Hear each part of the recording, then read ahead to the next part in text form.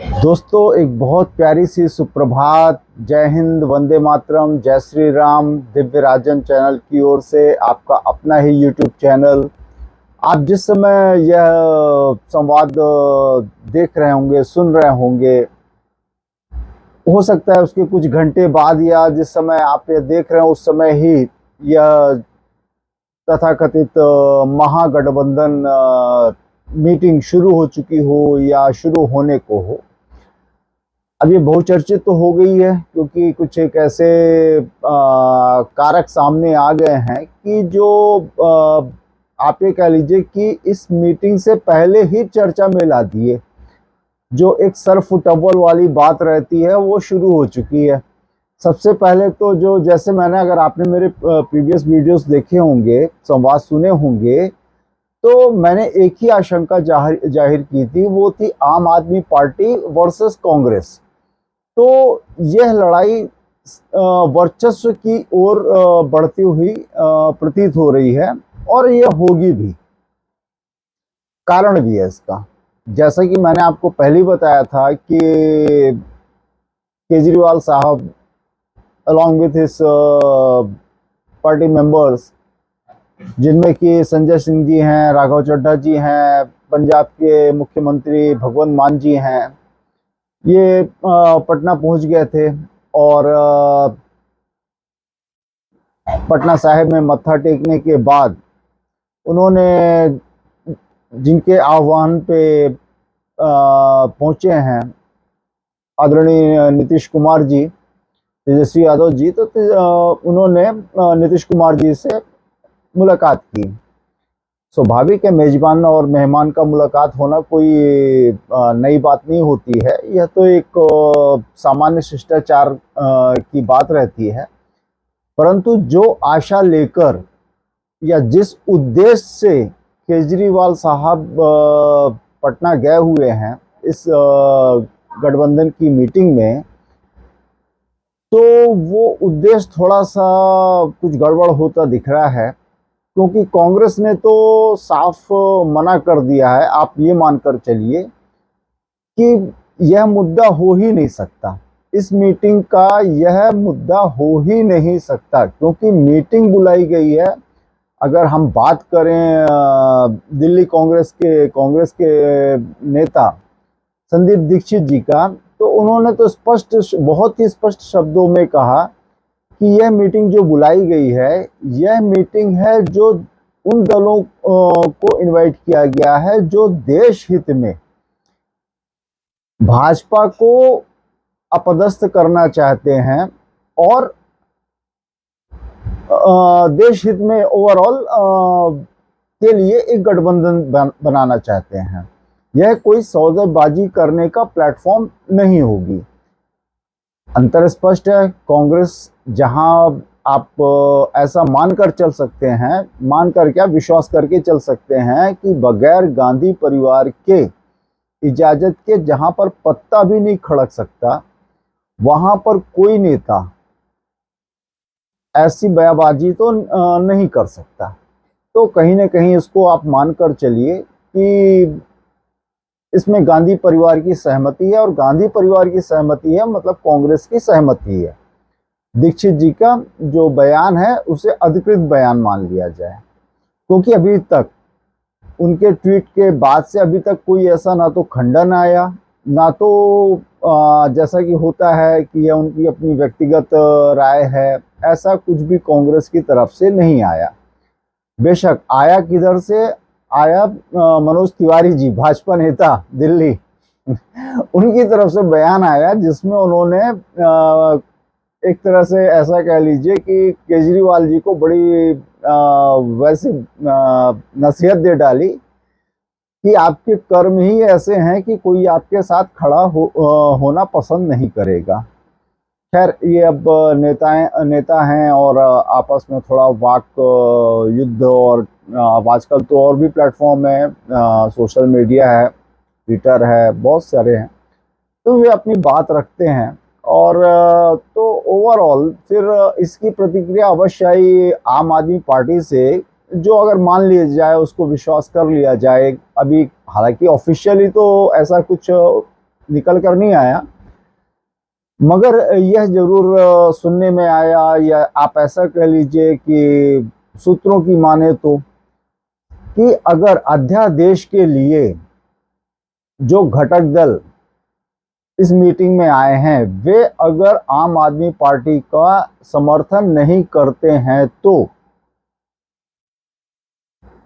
आम आदमी पार्टी इस गठबंधन की मीटिंग से वॉकआउट कर जाएगी।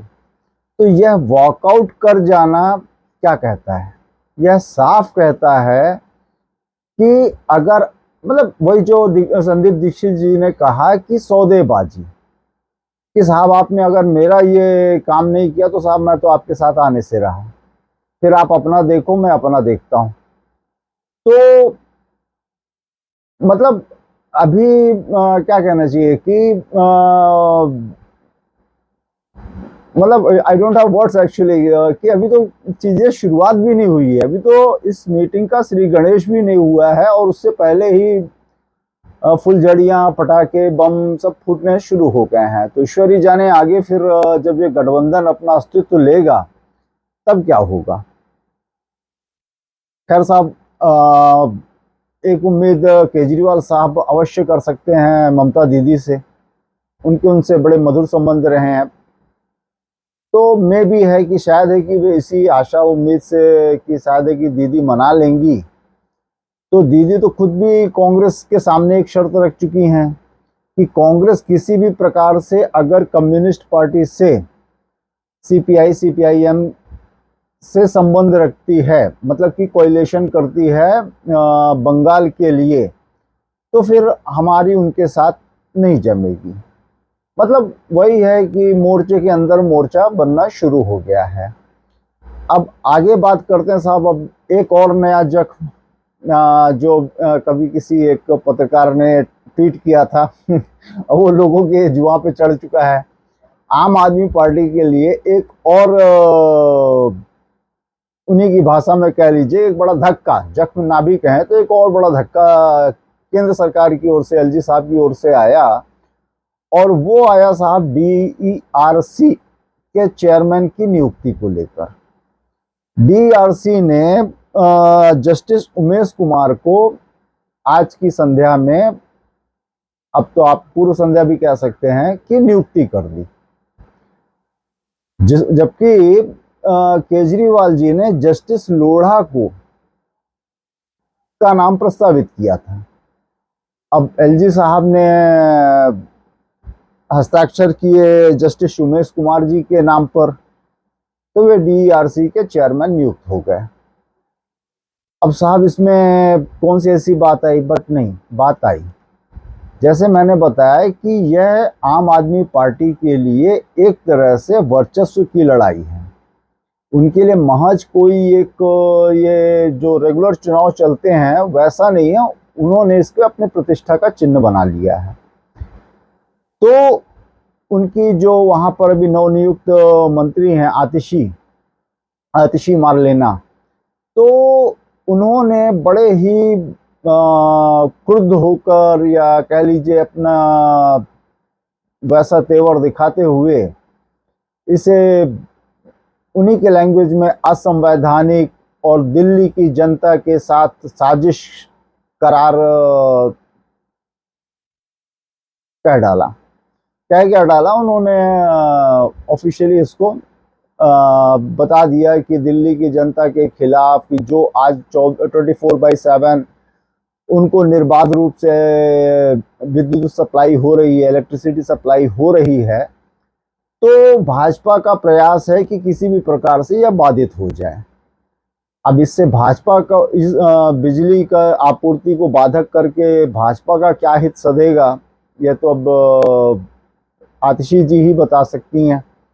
खैर साहब, उन्होंने अब इस लड़ाई को वे सुप्रीम कोर्ट लेकर जाएंगी। आम आदमी पार्टी इस नियुक्ति को, जस्टिस उमेश कुमार जी की जो नियुक्ति हुई है as district Delhi electricity regulatory commission, इसको ये सुप्रीम कोर्ट में चैलेंज करने वाले हैं। मतलब एक और लड़ाई के लिए आम आदमी पार्टी ने कमर कस ली है। अगर आप ऐसा देखे जाएं तो देखने जाएंगे तो they leave no stone unturned कि how to you know oppose Delhi government, sorry Indian governments any move. फिर वो एलजी से आपने उनकी विधानसभा में जिस प्रकार से फिर एलजी साहब को संबोधित किया था, और शुरू से उनकी जो एलजी साहब की साथ उनके जो संबंध रहे हैं, तो वो सब आपने देखा सुना होगा। तो एक तरह से आप ये कह लीजिए कि एक नई लड़ाई का आगाज शुरू हो जाएगा। और अब हम आते हैं वापस से इस महागठबंधन में की मीटिंग में। तो साहब अमूमन सभी बड़े टॉल फिगर्स पहुंच चुके हैं, और अब देखना दिलचस्प ये रहेगा कि कल मीटिंग से क्या बाहर निकल कर आता है। क्या आम आदमी पार्टी वॉकआउट करती है, या किसी भी प्रकार से वह अन्य दलों को मना लेती है। मना लेने के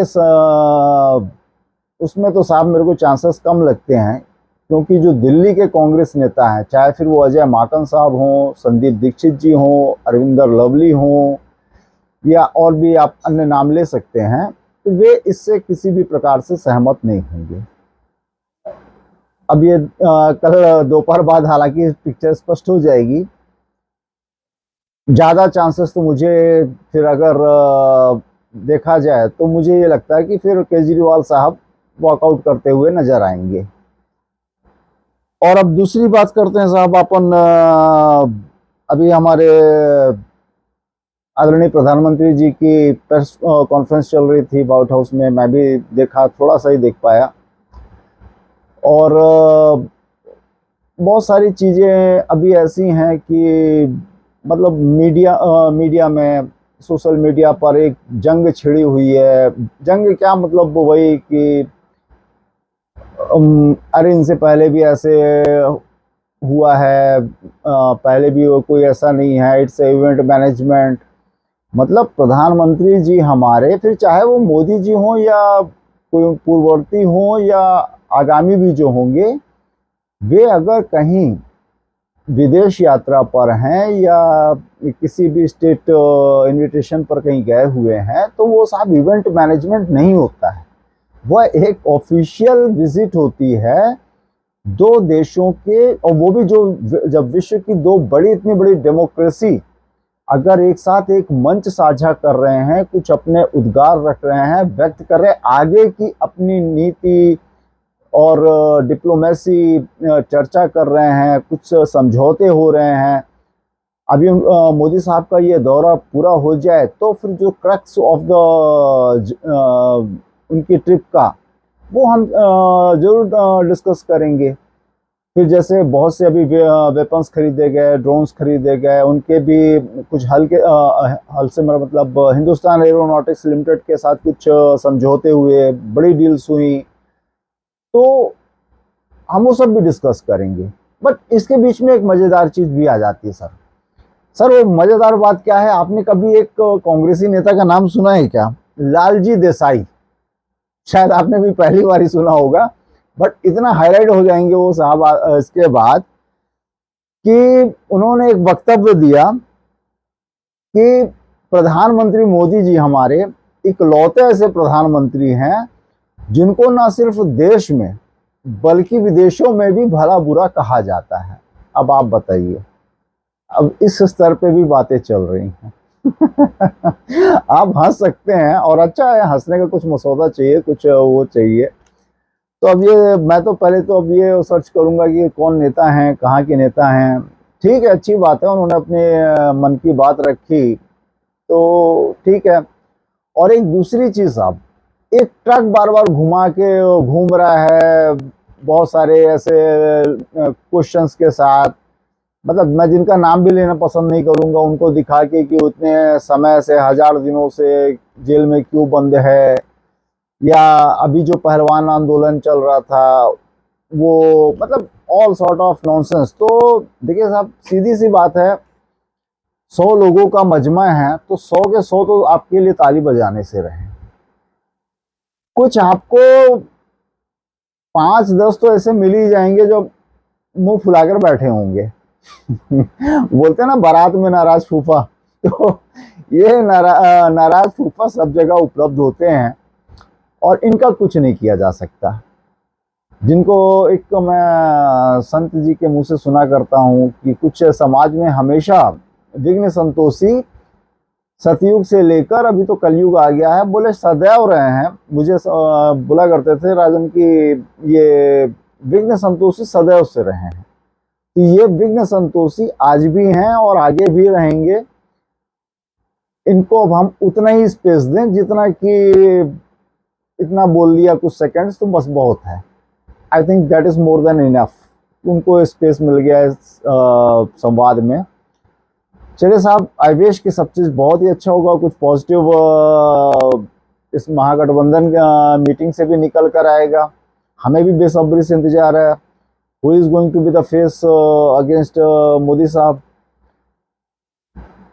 कुछ घंटों की बात है, कल मिलते हैं साहब। और अगर ये संवाद अच्छा लगा हो तो प्लीज़ लाइक एंड सब्सक्राइब करना बिल्कुल भी ना भूलें। ऐसे ही प्रोत्साहित करते रहें। जय सिया राम, जय जय सिया राम, जय हिंद, वंदे मातरम।